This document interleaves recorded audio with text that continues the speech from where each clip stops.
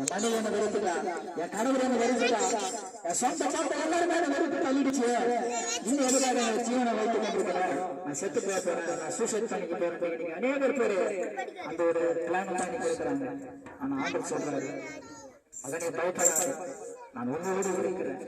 தாய் உன்னை மறந்தால, பக்கத்துல மறந்தால, நானே மறப்பதில்லை, நானே உன்னை விலகுவதில்லை, உன்னை கைவிடுவதில்லை. கர்த்தர் வாக்குத்தத்தம் கொடுத்திருக்கிறார்கள். இன்னைக்கு அந்த வாக்குத்தத்தம் இருதயத்தில் இன்னைக்கு பதிய வேண்டும். இது விதமான தலைமுறை எழுதி பெறுங்க.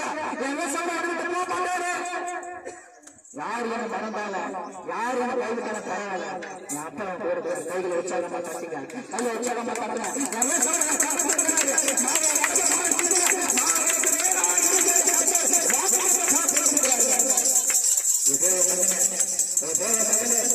எனக்கு வீடு இல்லை, நான் இத்தனை வருஷம் அந்த கூரை வீட்டுல இருக்கிறேன். ஆண்டவரே, எனக்கு எப்போது வீடுக்கான பிறக்கும் என்று நீங்க ஒவ்வொரு நாள் ஐந்து கொடுத்துருக்கீங்க.